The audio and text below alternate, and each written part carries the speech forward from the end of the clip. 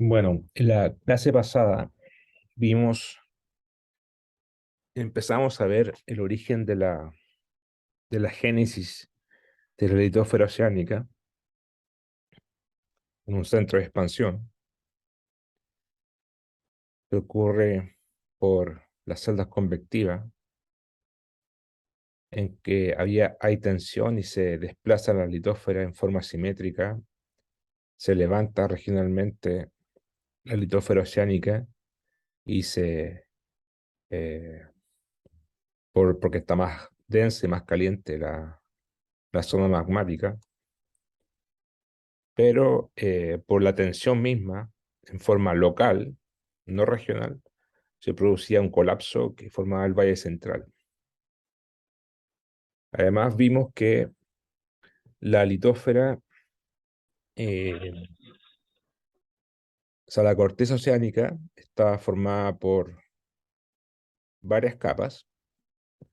La capa extrusiva eh, era la parte más superficial, que es las pirolavas o lavas almohadilladas, que se conoce como capa 2A. Abajo de eso estaba los diques basálticos, que corresponde ya, estas son las pirolavas, ¿ya?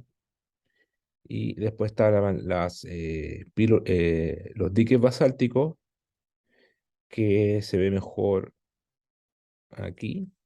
O sea, esta sería las pirolavas capa 2A, que tiene un espesor de 400 y 600 metros. Después estaría la capa 2B, que serían los sheet dikes, o los diques basálticos, ¿ya? Que alimentan, son verticales, ¿cierto? Alimentan con magma ascendente, alimentan la parte superficial. Y la capa 2A más la capa 2B forman la capa 2, que sería la corteza superior. Bajo la corteza superior estaría el gabro, y el gabro, que es la capa 3, tiene un espesor de 3,5 kilómetros, es intrusivo, es roca máfica, y si lo vemos, claro, aquí vemos una muestra de corteza. Veríamos, bueno, la capa 1 son los sedimentos, que eso va a variar, depende de la tasa de sedimentación, pero la capa 2A es la capa extrusiva, pilobasalt, y la capa 2B más la 3 y más la 4 son capas intrusivas. Bueno, todo lo de aquí para abajo es intrusivo, y la capa 2A es dique basáltico, gabro y periodita, el manto, ¿ya? Esta secuencia de corteza oceánica se conoce como el complejo friolítico. Entonces, la corteza superior es el pilobasalt y los diques basálticos, o sea, la capa 2. El gabro es la capa 3 y se conoce como la corteza inferior, ¿ya? Aquí hay una discontinuidad, que es un cambio un cambio abrupto o un aumento abrupto de velocidad y de densidad, que es la discontinuidad del mojo, ¿ya? Y da paso al manto superior.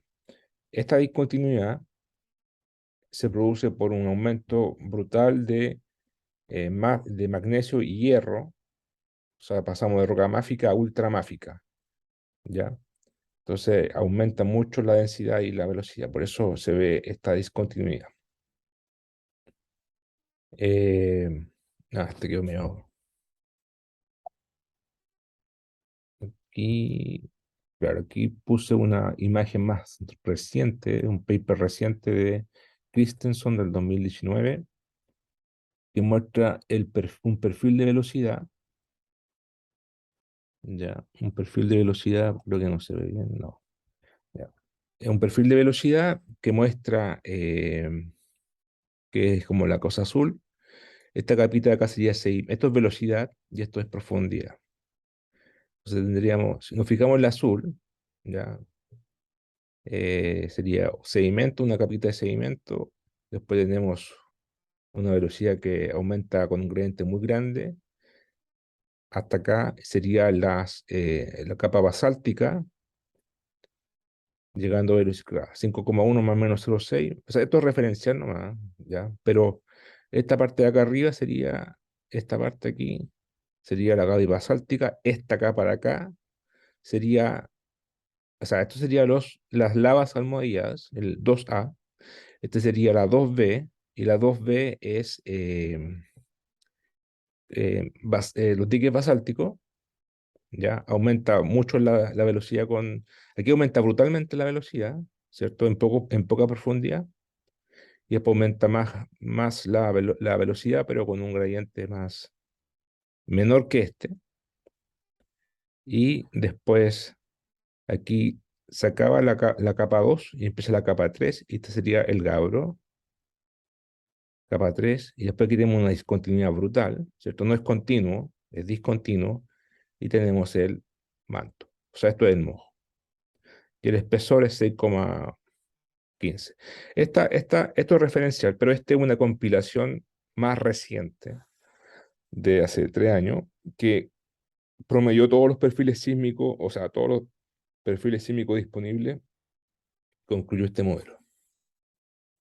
¿Ya? Entonces, todas las velocidades referenciales de la corteza oceánica.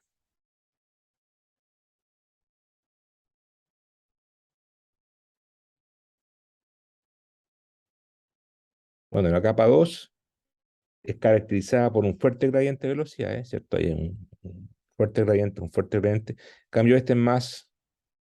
¿Por qué pasa eso? Porque las rocas extrusivas son muy heterogéneas, y también el basalto, los diques basálticos también es heterogénea, y en la máfica, el gabro y la peroitita, no tanto. Por eso tiene un gradiente más suave y tiene menos porosidad, además, es más densa y es más homogénea.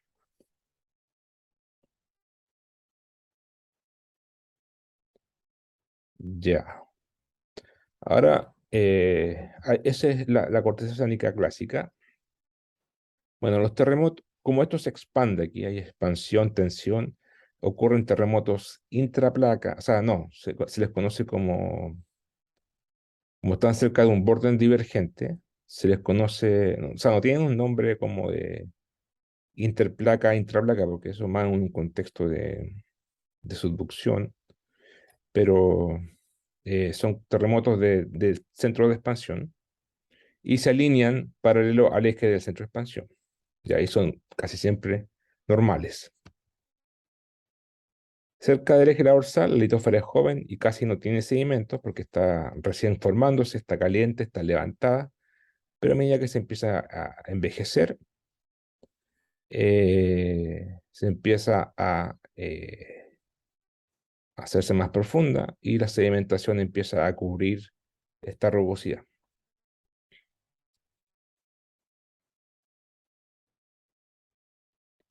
Ese es un ejemplo del centro de expansión de la dorsal de Chile. Ahí está la dorsal de Chile, zona de falla transformante, centro de expansión, falla transformante. Y aquí es bien rugoso, se está formando la litosfera oceánica, en este caso de Nazca, y en este caso de Antártica. Se aleja el centro de expansión y la sedimentación, bueno, en este caso viene el continente, tapa, cubre la rugosidad y se ve suave el fondo oceánico. Ahora, una pregunta científica interesante sería, ¿qué ocurre con la corteza oceánica a lo largo de una zona de fractura oceánica? Bueno, ¿qué ocurre con la corteza y el manto? Recordar que la zona de fractura es esta región. Bueno, podemos verla acá mejor. Ahí.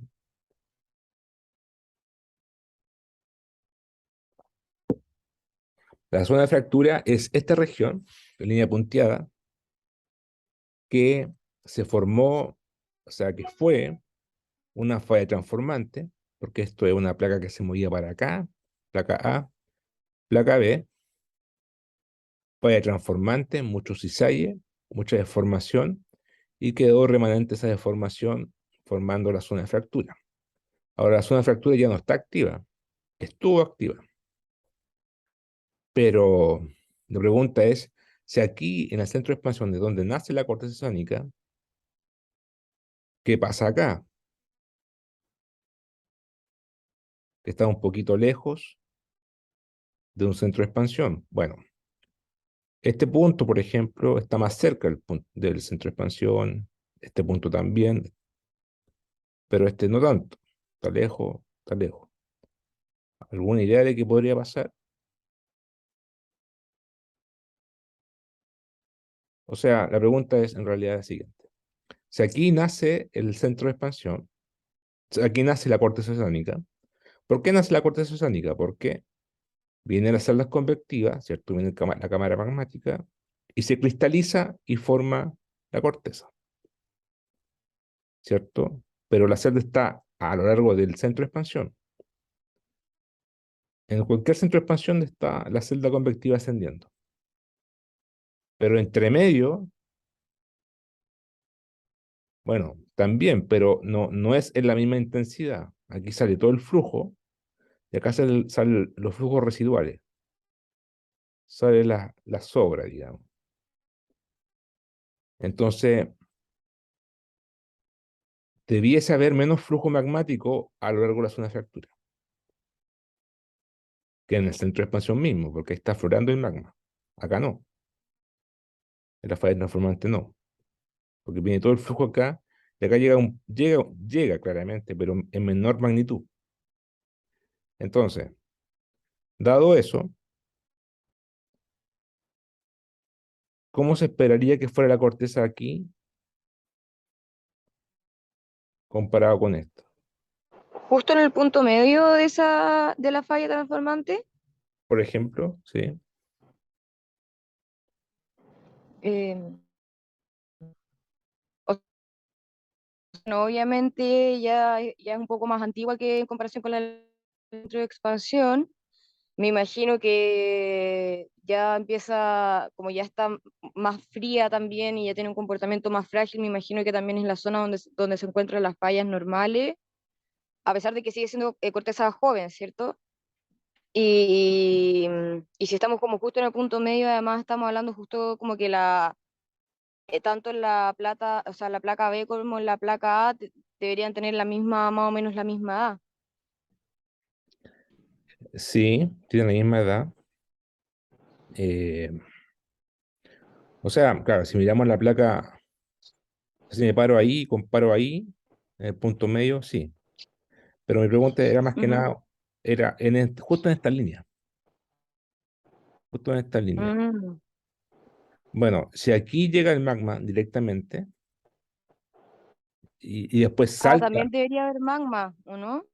Justo en la falla transformante, eh, bueno, porque si tenemos el centro de expansión y una falla transformante que llega hasta el centro de expansión, igual ese magma podría aprovechar esa falla para para como moverse. emplazarse ahí, ¿o no? Exactamente, Claro. pero en magnitud, de hecho pasa, pero en magnitud, ¿dónde se espera que haya magma? Aquí, Ah, en la centro de expansión, pues. centro de expansión, ¿ya? Ya, esa es la teoría, ¿ya? Esa es la teoría. Eh, bueno, ahora, ¿qué pasa? Si fuera así, si la teoría fuera correcta, significa que aquí la corteza es más delgada. ¿Por qué? Porque tiene menos magma para cristalizarse. Claro. Ya, eso es la teoría. Ahora, ¿qué muestra Ujú. la evidencia geofísica? Bueno, si yo me paro en un centro de expansión, claro, aquí no tengo eh, lo vamos a ver en un paper después. Si yo me paro aquí, por ejemplo, tengo centro de expansión y mapeo aquí un perfil norte-sur, por ejemplo, efectivamente la corteza se adelgaza, ¿ya? Efectivamente. Y toda la evidencia, no solamente en Chile, sino que en todo el mundo, ¿ya? Cualquier zona de fractura, la corteza se adelgaza. Ahora, ¿cuánto se adelgaza? Va a depender del offset. Recordar que el offset es la distancia entre este eje y este eje. O sea, esto. Es como la magnitud de de la falla transformante. Si la falla transformante es larga, tú esperarías que el adelgazamiento fuera mayor o menor.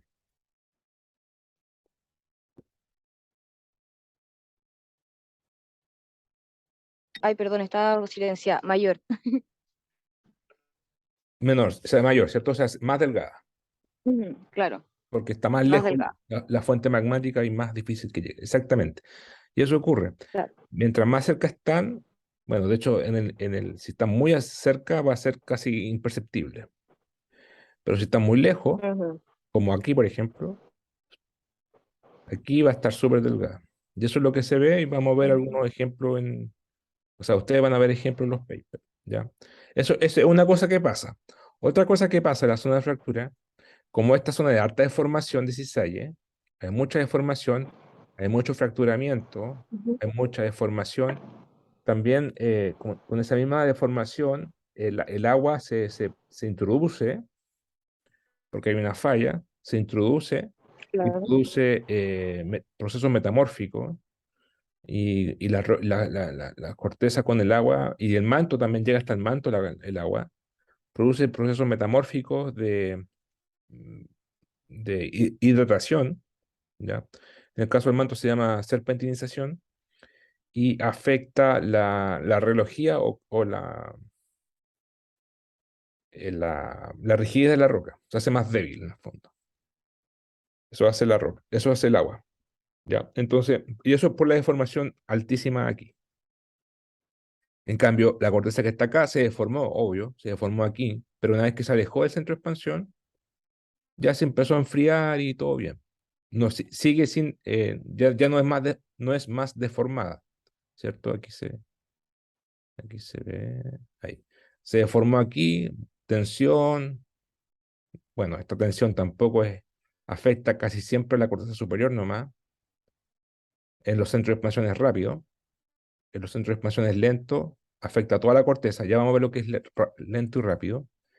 Pero una vez que se alejó el centro de expansión, ya no es más deformada. En cambio, una zona transformante es todo este tiempo deformada, todo este tiempo deformada. Entonces, la deformación es mayor que acá en el largo plazo y una vez que se aleja la zona de fractura de acá, ya quedó deformada permanentemente, ¿ya? O sea, quedó serpentinizada, hidratada. Eso es las cosas que se observan en los casos especiales de zona de fractura.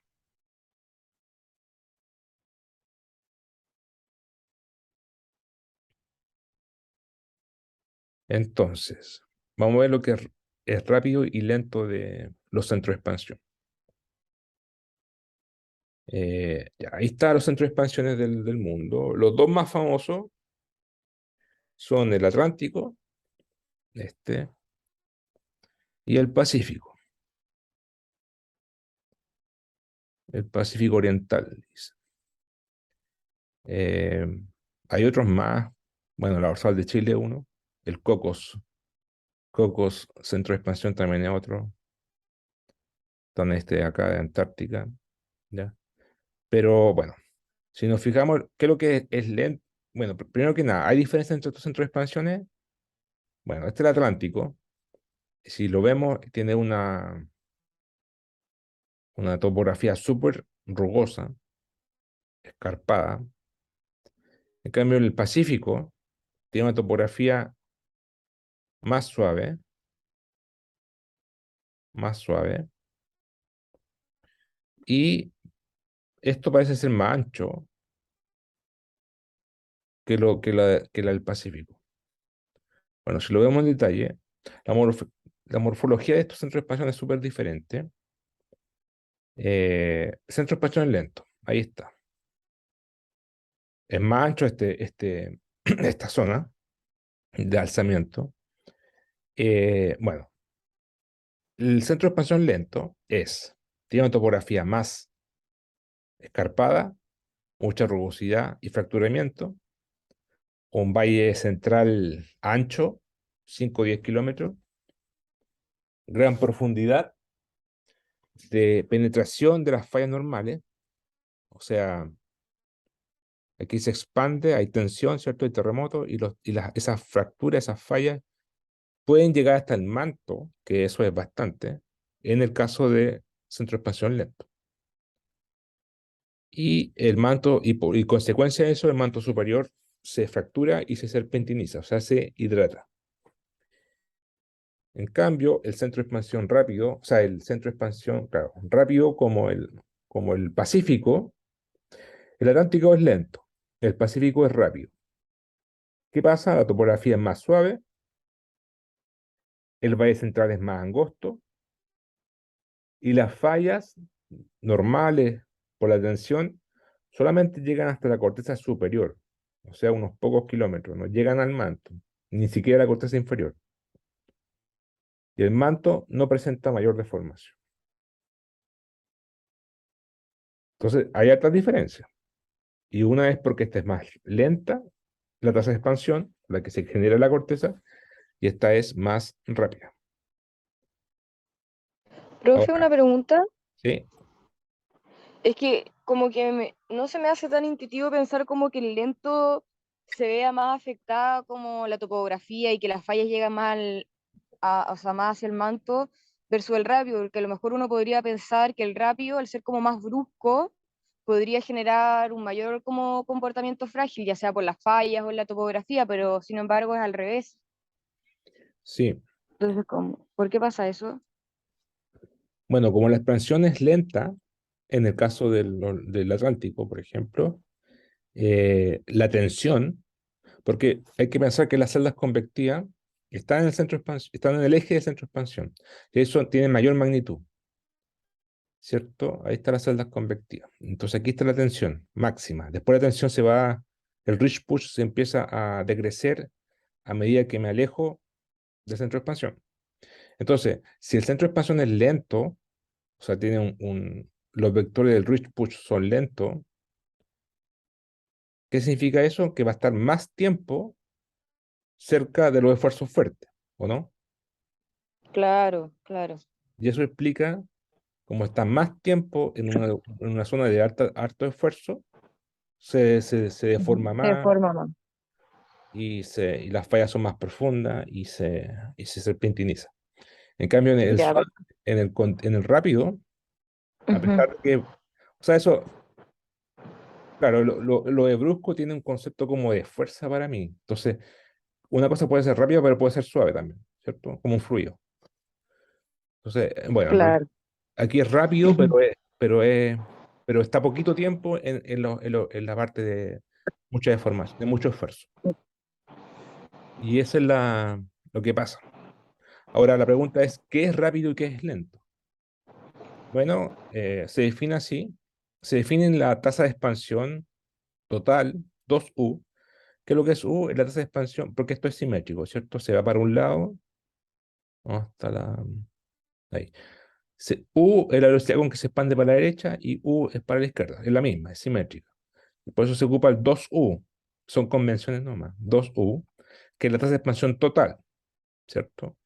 Y cuando 2U es longitud de expansión por unidad de distancia sobre tiempo, cuando 2U está entre 40, o sea, es menor que 40 kilómetros por millón de años, que es lo mismo que 40 milímetros por año, ¿no? Se habla de lento. Cuando 2U está entre 80 y 40 kilómetros por millón de años, se habla de centro de expansión de velocidad intermedia o tasa de intermedia. Y cuando 2U es mayor que 80 kilómetros por millón de años, se habla de centro de expansión rápido. ¿Ya? Entonces, en el caso de Atlántico, 2U es menor que 20 kilómetros por millón de años. Y de hecho, se dice que el Atlántico es ultra lento. Ustedes lo van a encontrar en los papers como Ultra Slow Spreading Center.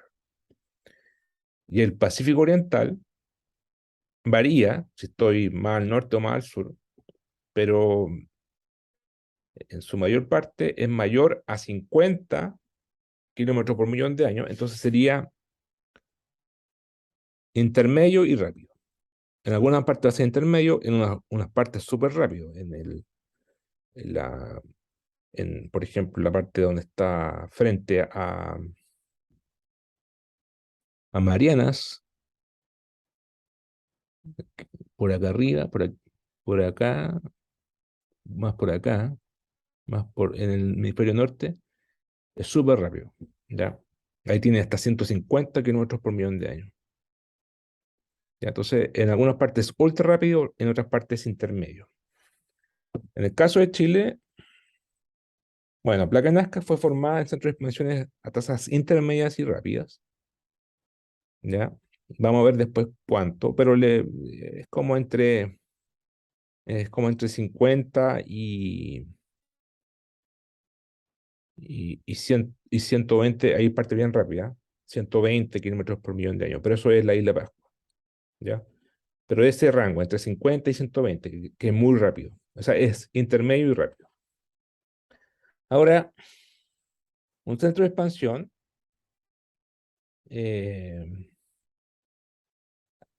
los centros de expansión están en gran profundidad, ¿cierto? Están a gran profundidad. Aquí, pero sin embargo hay excepciones en el planeta, en donde un centro de expansión está somero. De hecho, la velocidad máxima de buceo es 50, 65 metros, después muy oscuro y mucha presión hidrostática. Entonces, obviamente este centro de expansión que estamos mostrando acá, este es un eje, este es el eje centro de expansión. Este centro de expansión está obviamente a muy poca profundidad. Generalmente los centros de expansiones en la Tierra, ¿cierto? Están en el medio del océano y están a profundidades de 3.500 metros, 4.000 metros de profundidad. Entonces, esta es una excepción. ¿Dónde ocurre que pasa que ocurre esta excepción? En que un centro de expansión esté muy arriba.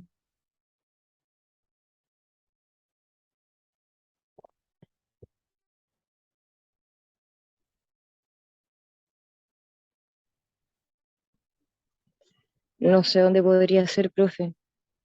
A ver, veamos, a ver si me funciona Google Earth.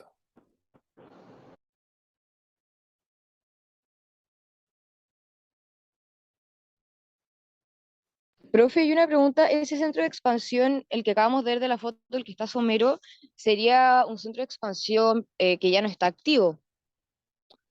Sí, está activo. Solamente que Mm. no es, o sea, es activo geológicamente. Ya. ¿Ya? Es como los volcanes de Chile, ¿por cierto? No están todo el tiempo eruptando, pero están activos. O sea, Mm, ya, perfecto. Ujú. ya, entonces, se ve la batimetría, ¿cierto? No se ve muy oscuro.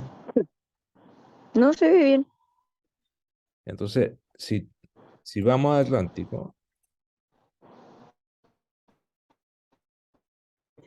se supone que ahí está el centro de expansión atlántico. Entonces, si uno va para el norte, Mm, llega para acá y sigue por aquí, acá. Entonces, aquí hay un caso muy particular. ¿Ya? Va, perdón. Ese es Groenlandia. Va por aquí, ¿cierto? Y sigue por acá, ¿cierto? Entonces, este es un mm, caso muy particular en que eh, un centro de expansión, ahí va, está clarito, ¿cierto? El Atlántico, ujú, sigue por ahí, y acá hay una plataforma. Este, Islandia, ¿cierto? En Islandia hay ujú, una interacción entre un centro de expansión y un hotspot.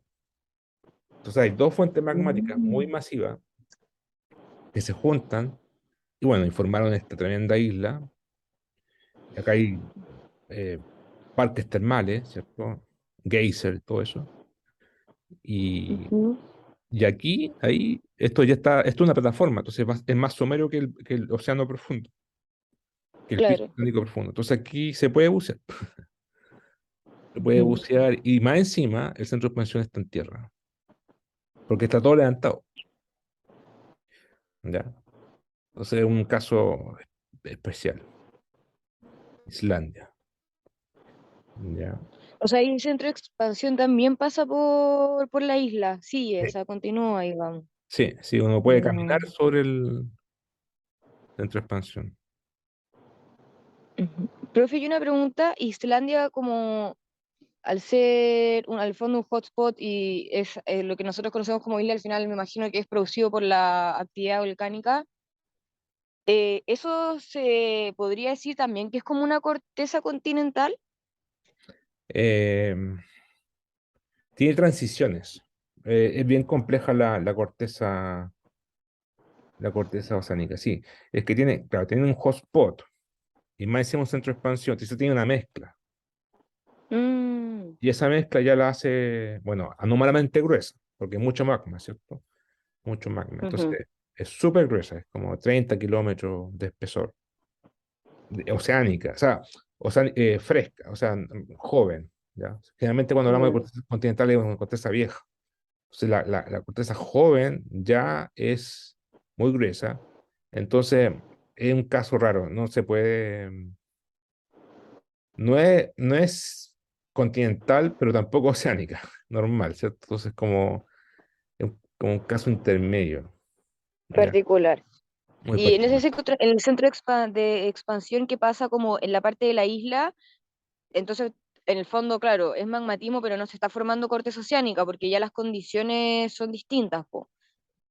O sea, o sea, se mezcla con el hotspot, se mezcla Ya. con el magma tipo hotspot y claro, que se le llama, los dos son basálticos, o sea, se le llama MORP, ¿cierto? Al centro de expansión, MORP significa Mid Ocean Ridge, basalt, MORP. Mm, Y el hotspot, eh, Island Hotspot Basalt. Entonces se mezclan esos dos magmas y ya, forman una corteza basáltica, pero que no es no es granítica, ¿eh? como la chilena. Claro, como el continente, pero es Ujú. muy gruesa y con una mineralogía un poco complicada. Ya, perfecto, gracias, profe.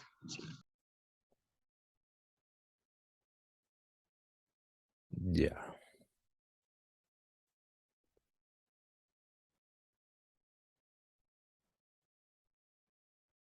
Bueno, otra cosa, bueno, esto ya lo dijimos, que cuando se empieza a envejecer la litósfera, bueno,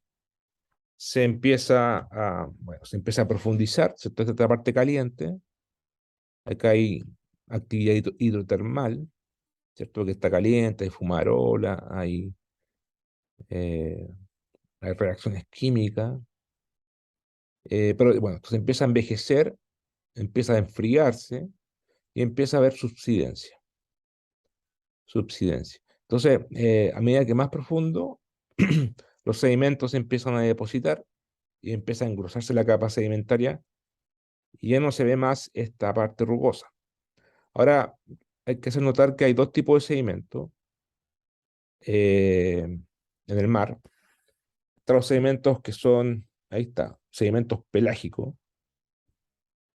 eh, óseos, que son en el fondo material orgánico, ya sea cadáveres o desechos de los seres vivientes, ¿ya? O sea, peces y moluscos, crustáceos, todo eso. Entonces, son calcáreos, ¿ya? De los huesos, y son muy delgaditos, ¿ya? O sea, muy delgadito comparado con la sedimentación que hay en el continente. ¿Cuál es el espesor típico? O sea, ¿en qué rango varía el espesor de sedimentos pelágicos? Varía entre 0 y 400 metros, cuando la placa ya es muy vieja. Ahora, esos sedimentos, como dije, son solamente de origen orgánico, ¿ya? Entonces, por esa misma razón, son delgaditos, porque si no hay muchos seres vivos comparados con las rocas, en masa, en volumen, ¿cierto? Pero cuando la litosfera se acerca al continente, como en el caso de Chile, hay sedimentos que vienen del continente. Y en el continente hay mucha masa, ¿cierto? Hay procesos de glaciaciones, deglaciaciones, lluvia, río, todo eso, erosión climática y todo eso lleva sedimentos en masa hacia el continente, sobre todo los ríos y los glaciares, y espesores de 2 kilómetros, 3 kilómetros. En el río Nilo, hasta 7 kilómetros, ¿ya? En, en el sur de Arabia Saudita, o sea, de la península arábica, hasta 7 kilómetros, ¿ya? Entonces, esos sedimentos son de origen continental que llegan al mar. Entonces, esos son masivos, pero los oceánicos son poquitos. Pero con eso, aunque sean delgados, producen que la litosfera oceánica te pase dos cosas. Primero, bueno, la topografía se hace más suave. Y segundo, como toda esta región estaba fracturada, ¿cierto? Y, y yo la relleno después con sedimento, ¿qué va a pasar con todos esos poros, esas fisuras? Se rellenan. Y cuando se rellenan, se produce bueno, se producen procesos de, eh, bueno, baja la porosidad, ¿cierto? Porque se rellena con sedimento, se reemplaza agua por sedimento. Y se producen interacción entre sedimentos con las lavas, ¿ya? Eso produce una serie de reacciones químicas, pero en concreto lo que pasa es que el relleno de sedimento dentro de las fisuras y fallas produce la reducción de porosidad, ¿cierto? Y eso produce, desde el punto de vista sísmico, geofísico, un aumento de las velocidades sísmicas debido a que se compacta y se rellenan los poros. O sea, su competencia, su rigidez de la roca se aumenta porque se rellenó con sedimento. Entonces, si vemos en un eje X la edad de la placa, desde 0 hasta 11 millones de años, 0 es cuando están haciendo el centro de expansión, y medimos la velocidad en el techo de la corteza oceánica, vemos que las velocidades aumentan en forma exponencial con el tiempo. O sea, mientras más lejos estoy, más alta la velocidad. ¿Por qué más alta? Porque tuvo más tiempo para que los sedimentos rellenen y compacten la roca. Mientras más cerca del centro de expansión, es más fresca la roca y más porosa, más fracturada. Entonces, este es un proceso de compactación, ¿ya? También se le dice compactación y precipitación mineralógica, que es como la reacción química al interactuar los sedimentos con la roca, ¿ya? Pero produce el mismo efecto, que es aumentar la rigidez de la roca. Y es exponencial. O sea, los primeros 2 millones de años aumenta muy rápido bueno, también es por el envejecimiento, ¿no? Es todo un proceso. Se empieza a enfriar y se empieza a compactar, ¿ya?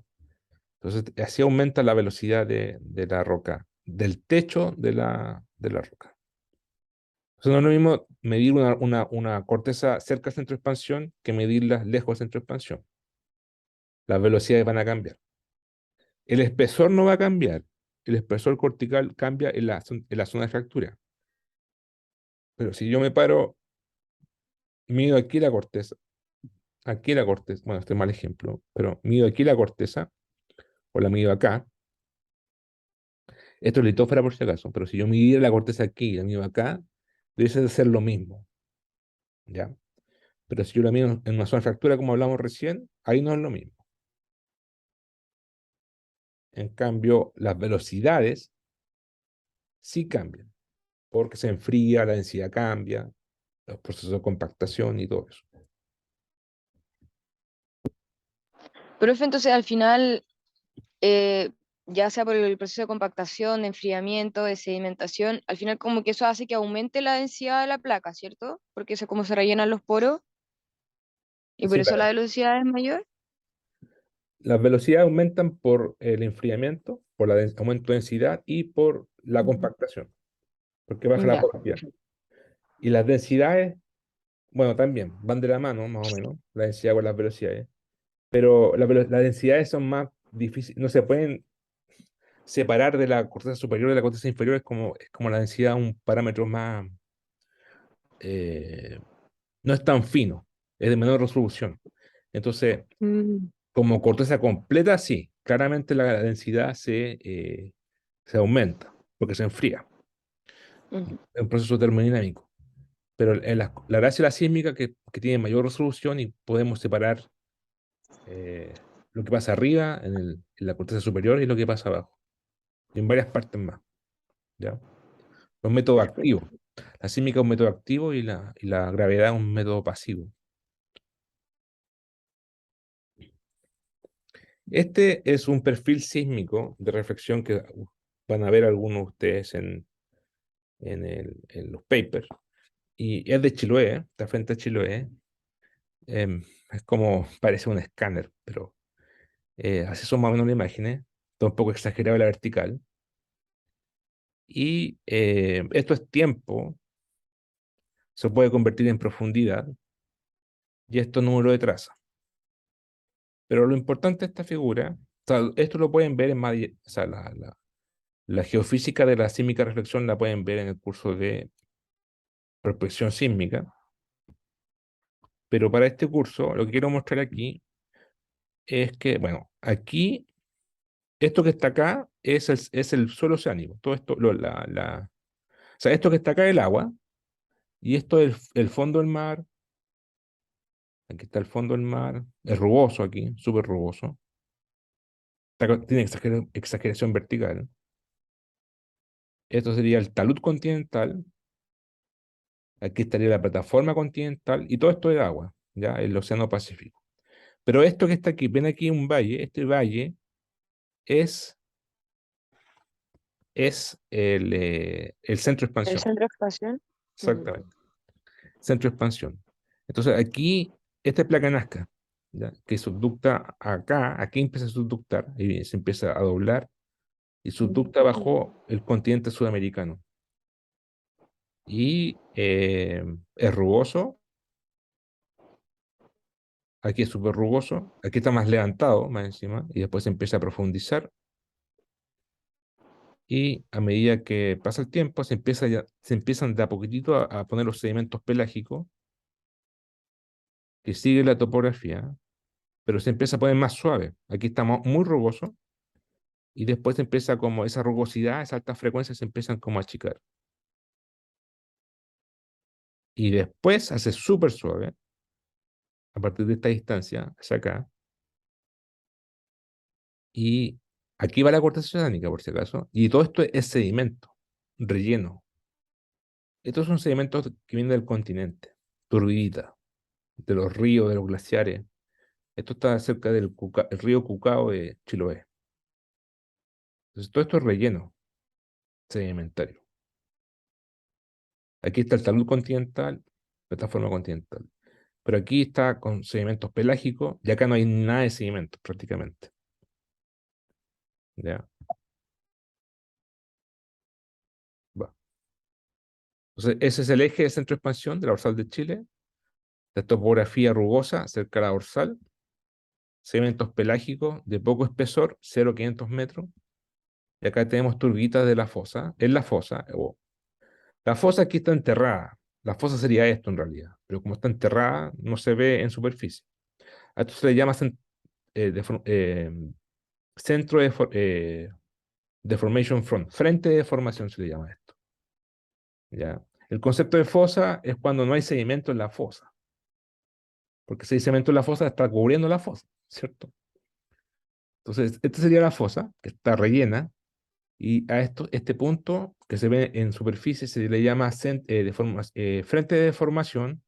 ¿Y por qué ese nombre? Porque a partir de ese punto en adelante se empiezan a ver fallas inversas pliegues compresionales debido a la compresión por la subducción. ¿Ya? Ese punto. Lo vamos a ver en detalle cuando veamos los papers, ¿ya? Y el capítulo de prismas de acreción. Pero, Profe, una pregunta. ¿sí? ¿Y esas fallas inversas que se dan debido a la compresión ocurren en la corteza oceánica o en la continental? En la continental. Se Ya, ven, perfecto. se ven aquí arriba. Aquí esto se flecta y subducta. Y aquí ya, bueno, aquí ya se acaba la resolución, no se puede ver profundo las cosas, pero es suficiente para ver todos estos detalles, ¿ya? De la placa de Nazca. Bueno, ahora podemos ponerle nombre a las cosas. Eh, por ejemplo, en Chile, ¿ya? Margen chileno. Eh, si ustedes ven el mapa, van a encontrar toda esta estructura. Aquí está el centro de expansión Pacífico. Acá hay una microplaca de Pascua, centro de expansión East Pacific Rise, microplaca de Juan Fernández, y aquí continúa el centro de expansión Pacific Rise, también se le conoce como Pacífico Antártico, porque aquí nace la placa Antártica y acá nace la placa Pacífico. En la parte de acá nace la placa de Nazca, para allá, y acá nace la placa Pacífico. Y aquí además está el centro de expansión Chile Rise o dorsal de Chile, y acá está el punto triple. Está lleno de zona de fractura, está súper segmentado. Esta es una zona de fractura oblicua, vieja, que se formó antes de que naciera la placa de Nazca, ¿ya? Y se llama Challenger. Acá hay otra que es la zona de fractura de mejillones. Y estas son menos oblicuas, son de la dorsal de Chile, son más recientes. Ahí están. Y eh, bueno, veamos en detalle esta región, ¿ya? La región del punto horrible. Bueno, ahí está lleno de zona de fractura. En el caso, hay otra más oblicua que es la de Mocha, ahí va, que es la de Mocha y que colisiona con la isla de Mocha, con Arauco, acá. Bueno, aquí, si usted sigue la traza del centro de expansión de dorsal de Chile, que es la línea gruesa, está lleno de fallas transformantes, zona de fractura.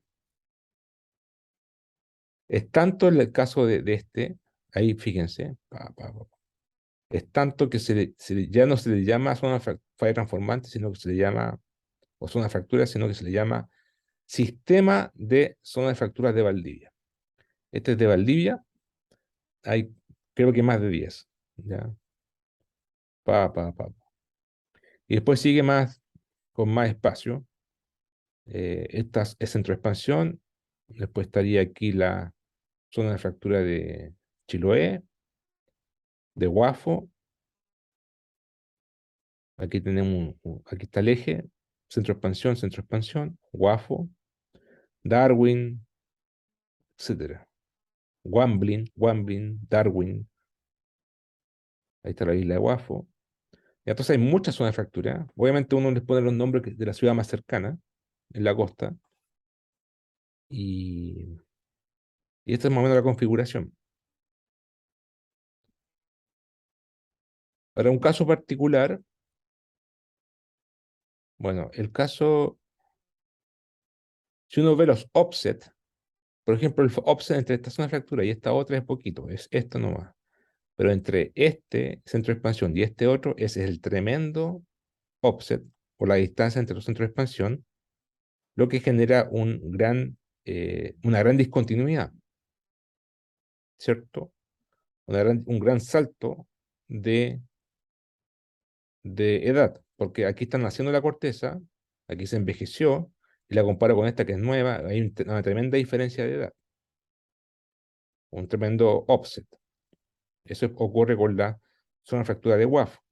Entonces, si yo la veo ahí, WAFO, bueno, Chile Race también, Chile Fracture Zone es este es Chile Fracture Zone. También tiene un tremendo offset ahí, Es súper complicada la geometría. Chile Factorzone tiene un offset de una distancia entre los centros de expansiones de 1124 kilómetros. Harto, ¿ya?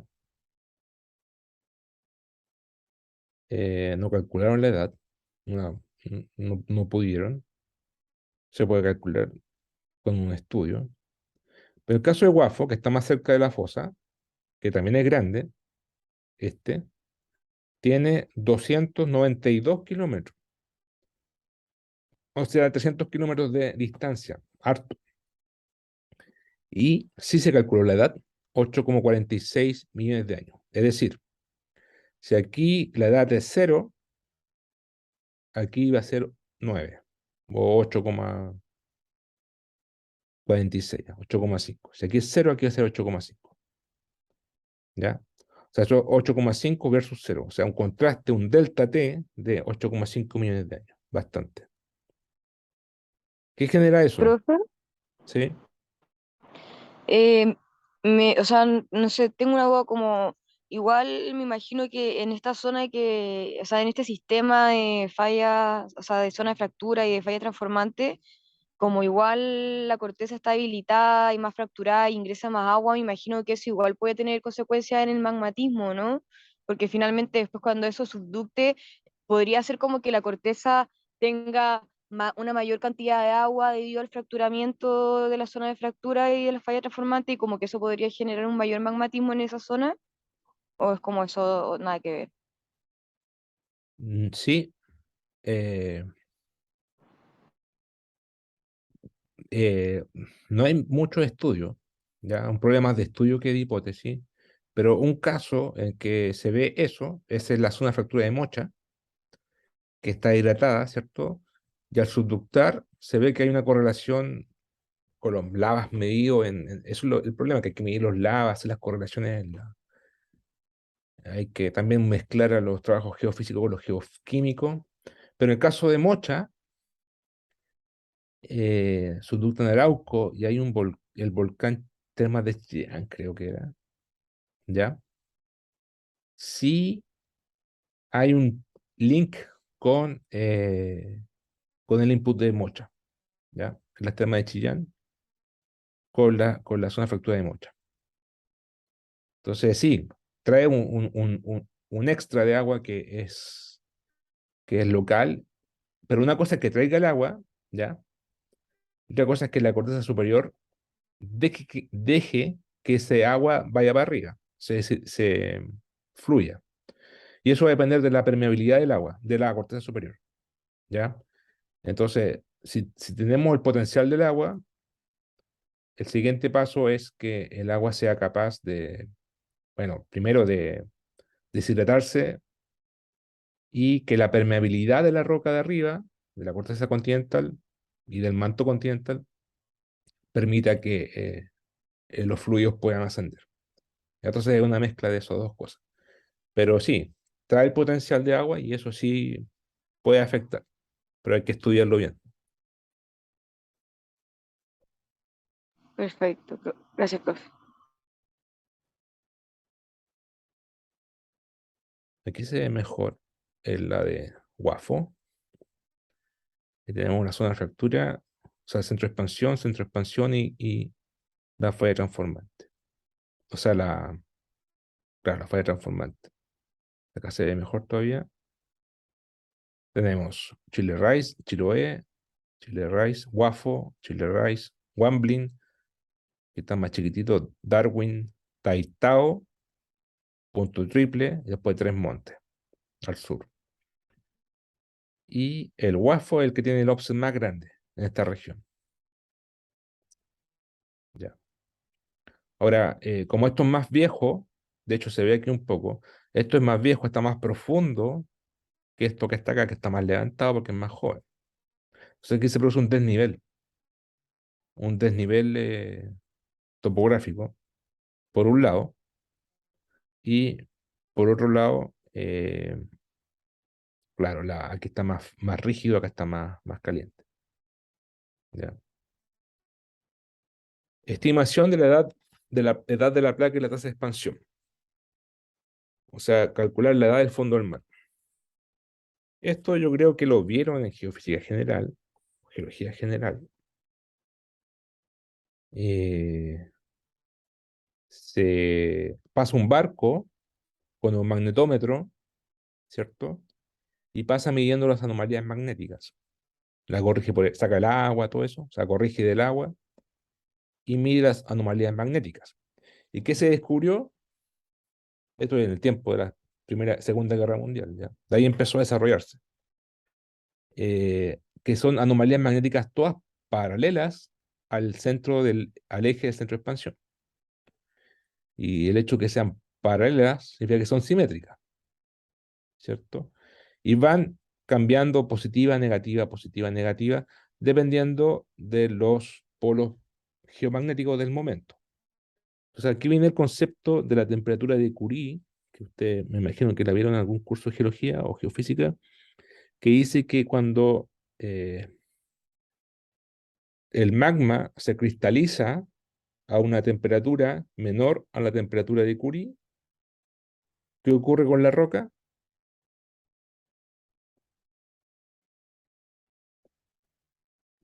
Uy, no sé, profe.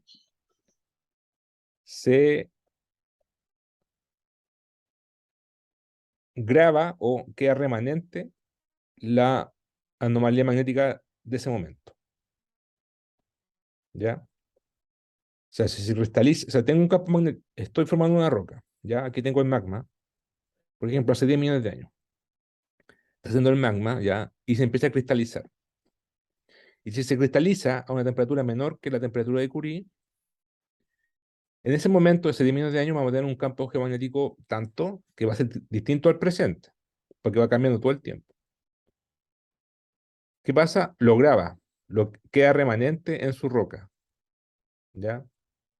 Se cristaliza y queda como fosilizado el campo magnético. Entonces, cuando yo pesco una roca y llevo al laboratorio y mido su anomalía magnética, puede tener una anomalía magnética distinta al presente. Cada roca tiene su propia anomalía magnética. Y todas esas anomalías magnéticas están estudiadas en el laboratorio, y con eso yo puedo asignarle a que sea mejor. Por ejemplo, aquí yo veo un magnetómetro, veo el centro de expansión, está el presente, se empieza a... Aquí hay inversiones del campo magnético, negativo, positivo, anomalía tanto, son todas distintas, pero son simétricas. Son simétricas porque la tasa de expansión para acá es la misma que para acá, U y U. Tienen las tasas de expansiones, o sea, la anomalía, entonces yo la identifico, se identifica, me imagino que esto es en el curso de métodos, o sea, prospección 2, prospección 1, métodos potenciales, y a cada anomalía le asigno una edad tabulada.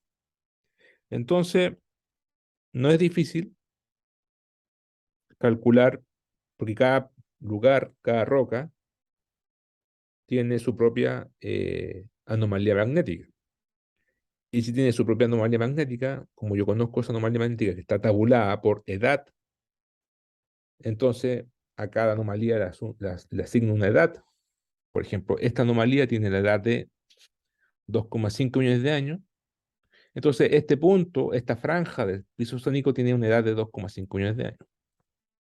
Me paro aquí, cero, presente. Me paro acá, esta anomalía tiene tanto, tiene 3,5 y así. Entonces, si yo mido todas las anomalías magnéticas del fondo oceánico, con satélite o con barco, bueno, mejor con barco, es más preciso, pero es una buena proxy satelital, una buena aproximación. Después eh, las hago la conversión a edad, que puedo obtener finalmente una grilla interpolada con la edad de todas las placas oceánicas del planeta. Bueno, hay un paper 97, pero hay uno del 2008 también, de Müller, y muestra esto. Muestra una grilla de toda la edad en millones de años del fondo oceánico. ¿Ya? Por ejemplo, aquí está la grilla, Edad cero es en rojo, más joven, más caliente. Y las cosas más viejas en púrpura, 280, rosado. Cosas de 100 millones de años en verde, amarillo 50, ¿ya? Azul 200, verde calipso aquí 160, etcétera, ¿ya? O sea, aquí tenemos la edad de todo el fondo oceánico. Eh, ¿Por qué crees que aquí en el centro espacial mar está rojo? Porque como ahí se acaba de formar, es joven, pues. Es Ya joven. está cero. Cero, claro, 0, 10, 20. Claro. Ahora, ¿por qué en el Atlántico ya pasa de rojo a verde y acá no? En Nazca. Yo me imagino que, porque, claro, el Atlántico igual es lento, entonces en ese sentido no tendría mucho, no sería como muy lógico, pero yo creo que es porque la distancia que hay entre el centro de expansión y el continente, por decirlo así, o los puntos donde está verde debe ser mayor. O sea, donde está verde es mayor, ahí está, 120 millones de años. Claro. Sí, pero me refiero a la distancia, como a lo mejor acá en el Pacífico como que no está solo la dorsal del Pacífico, tenemos también ahí la de Chile, entonces como que hay más, como que no se alcanza a recorrer una tanta distancia s- como lejana a estos centros de expansión, a estos ejes. En cambio en el Pacífico, o sea, en el Atlántico, perdón, es uno nomás, y yo creo que desde el centro de expansión hasta el punto verde, a lo mejor hay una mayor distancia. O sea, esta corteza que se formó aquí, se formó en la Ujú, dorsal de Chile. ujú, Y de aquí para arriba, en el East Pacific Rise. ujú, Entonces se pueden separar por región. ujú. Pero esta distancia yo encuentro muy parecida a esto. Ya sí, es verdad. Entonces, lo primero que dijiste es, efectivamente, como este es lento, pasa más tiempo, po, en Ujú. recorrer la misma distancia, ¿no? Pasa más tiempo en Mm, recorrer la misma distancia. Como este es más rápido, pasa menos tiempo en recorrer la misma distancia. Por eso se envejece menos que este. Y es por eso, ¿ah? claro. Y aquí como es lento, fíjate, está todo bien localizado en la zona de los 50 millones de años. Acá es vieja, placa Pacífico es vieja, más de 150 millones de años. La Ujú. Guayana, sur de la India, Tonga, Pacífico. Aquí se ve que está púrpura, ¿no? No, aquí. Sí, o sea, hay púrpura. Ujú. Eso significa 250, Muy viejo. muy bien, el más viejo, de hecho. Bueno, Ujú, eso es un caso, un fenómeno particular que es el mar Mediterráneo. Y el mar Mediterráneo fue un océano en el pasado, hace más de 200 millones de años, fue un océano, se le llamaba el mar de Tetis, y se cerró, o sea, África está cerrando Europa, está colisionando, ujú, y se cierra, es un mar, es como es un océano que ahora pasó a ser un mar, porque se está ujú. cerrando, se va a acabar el océano ahí, o sea, el mar se va a cerrar.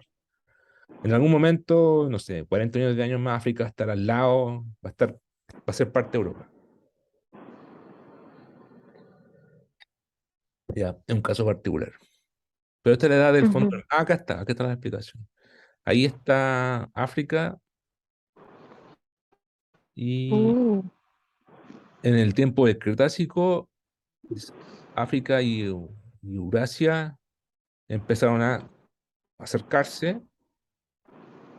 El mar Mediterráneo era el océano de Tetis y se empieza a cerrar, cerrar. Ahí está Gondwana, claro, después se va para acá y Europa se empiezan a juntar y todo este mar era el mar océano de Tetis o mar de Tetis, se cierra y, y queda este remanente. ¿Ya? Bueno, eh, Si calculamos la edad, no es difícil calcular la tasa de expansión, entonces. La tasa de expansión es simplemente la distancia dividido por el tiempo. Ujú. Y si conozco el tiempo, porque conozco la edad, y la distancia también, tengo la tasa de expansión. ¿Ya? Eh, bueno, esto es una cosa de léxica, de semántica. La tasa de expansión es demasiado. La tasa de expansión total es 2U. Y la tasa se llama tasa completa. Y la tasa media es solamente U. ¿Ya? Eso es todo. O sea, 2U es tasa completa y tasa media es U. Por ejemplo, en Chiloé, las tasas son 75,2 milímetros por año, esa es la tasa completa. La tasa media es 37,8 milímetros por año. En el caso de Chile, eh, ahí está la edad, por ejemplo, estos circulitos, eh, mientras más blanco es más joven, mientras más gris, más viejo. Entonces aquí tenemos, por ejemplo, que en el centro de expansión, estas son mediciones de barco, ¿eh? Por ejemplo, aquí en centro de expansión tiene que ser cercano a cero, ¿cierto? Cero, después empieza a envejecer 5, etcétera. Acá hay un salto, empieza a ser gris, 25, 30, aquí es 37, ¿ya? Son la edad. Entonces, por ejemplo, podemos decir que en el punto Rilpe son cero, aquí deben ser como 3, aquí deben ser como 14,5. Aquí es como 20, después saltamos brutalmente a 35, después 37 y así.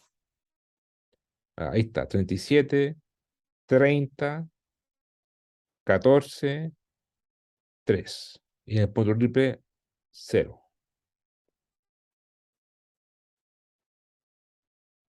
Ahí está como grilla. Estos son datos de barco, puntuales. ¿Ya?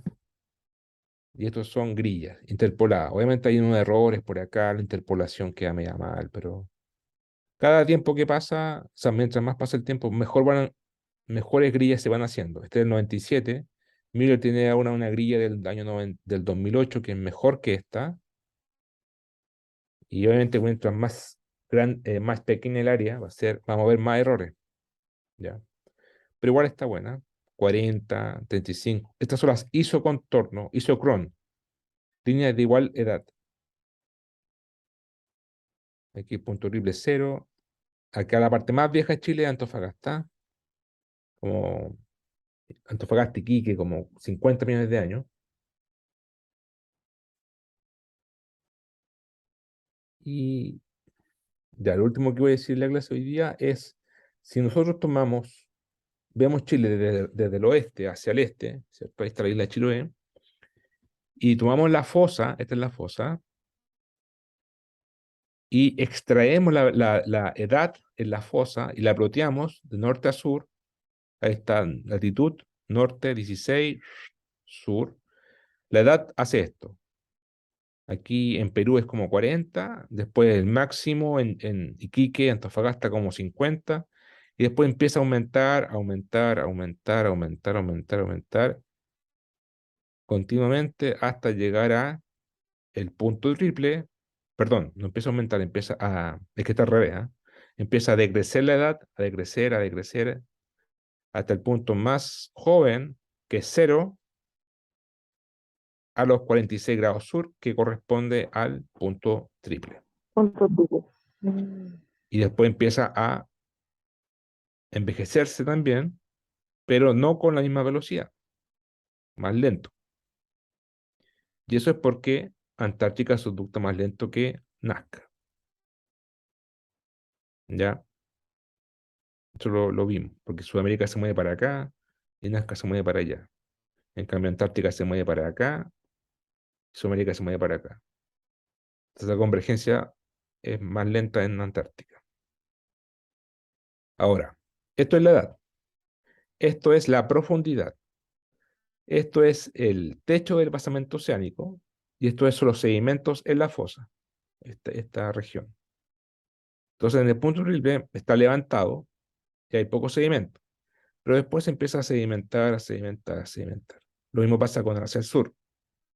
Sedimentar, sedimentar, sedimentar. Este es un espesor que tiene como 2000 metros de espesor, 2500, etcétera. Entonces, a medida que me voy al sur, al norte, se empieza a profundizar el piso oceánico, o sea, bueno, en la batimetría se empieza a profundizar, pero también se empieza a profundizar el techo de la corteza oceánica. Empieza a profundizar, no en forma continua, hay saltos, porque son unas fracturas también. Y llego acá, estos saltitos que están acá también son una fractura. Obviamente esta figura se puede mejorar, ¿ya? Actualizar mejor, diría yo. Y aquí se acaban los sedimentos, donde está Juan Fernández Rich, o sea, en Valparaíso, aquí. Y después, si se dan cuenta, hacia el norte no hay sedimento en la fosa. Y el piso oceánico se empieza a profundizar. Ahora, dos cosas. ¿Por qué se profundiza el piso oceánico? Porque mientras más vieja, más densa, más fría, más pesada y más profunda. ¿Cierto? Eso es una cosa. Y segundo, porque hay sedimentos aquí y acá, y de aquí para acá no. Bueno, los sedimentos vienen del continente. Estos que están en la fosa vienen del continente. Entonces, como dije antes, la sedimentación, vamos a verlo en clases en todo caso. La sedimentación es producto de procesos de deglaciación de las morrenas, del clima, de la erosión climática. Entonces, en lugares donde llueve y hubo glaciares, es más fácil que lleguen sedimentos a la fosa. Y en lugares desérticos, es más difícil que lleguen sedimentos a la fosa. Y dado el clima de Chile, del sur, de Santiago hacia el sur, es un clima lluvioso, o era lluvioso, pero en tiempos geológicos era lluvioso, y frío, glaciar, y por lo tanto tenemos toda esta sedimentación en la fosa. En cambio, al norte de Santiago está el desierto de Atacama, seco, y no hay sedimento a la fosa. ¿Ya? Tiene que llegar hasta la fosa. Pueden que hayan sedimentos por la erosión eólica, pero eso se quedan atrapados en el continente. ¿Ya? No llegan a la fosa.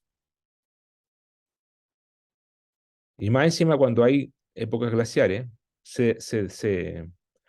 baja el nivel del mar, ¿cierto? Entonces, la fosa, o sea, la plataforma continental queda expuesta, está congelada, entonces el material se puede transportar hacia la fosa más fácil. En todo caso, eso lo vamos a ver en el capítulo de sedimentación, ¿ya? Pero yo creo que es evidente para ustedes que el clima glaciar del sur favorece mayor sedimentación a la fosa que en el norte, que es desértico.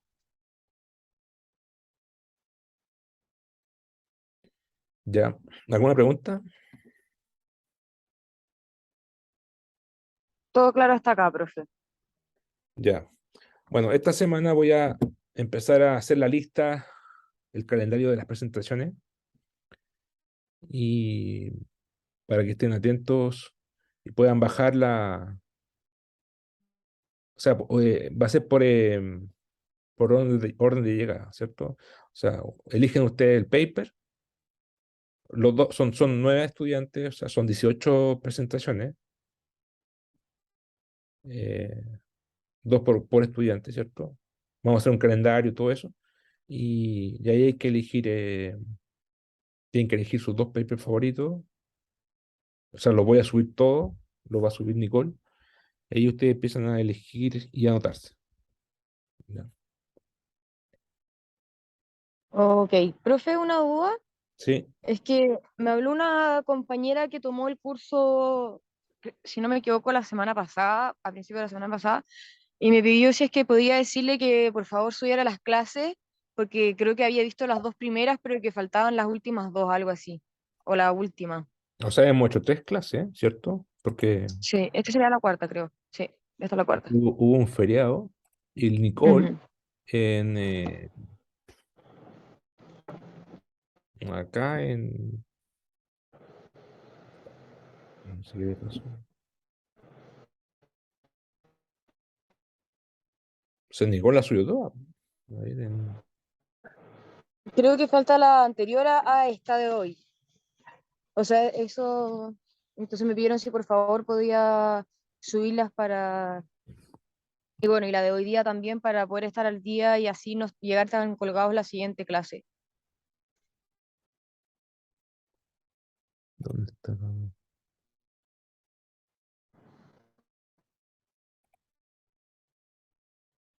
Bueno, yo creo Creo que, a ver, que tengo que terminar la clase para que se aparezca, pero ujú. eh, Sí, pero me mencionó que las dos primeras estaban, entonces me imagino que, claro, debe faltar la del pero viernes pero la puso el y viernes, esta. o la subió el viernes en la Ah, tarde, no sé. Pero bueno, ah, ya. pero tú la puedes ver. Luego, No, a ver, creo que yo puedo verlo. Déjeme un segundo. Em,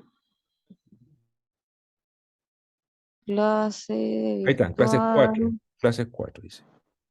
Sí, clases 4 justamente. Ahí está, po. Claro, acá está. Y ya está la grabación de la primera, de la segunda, falta la de la tercera. Bueno, y la de hoy. Ahí yo la veo, va, dice Ah, clase ¿de verdad? 14. Ahí está. Ah, sí, pero ese es el PDF. Claro, ahí están los videos. ¿Se da cuenta Ah, que las dos primeras tienen video?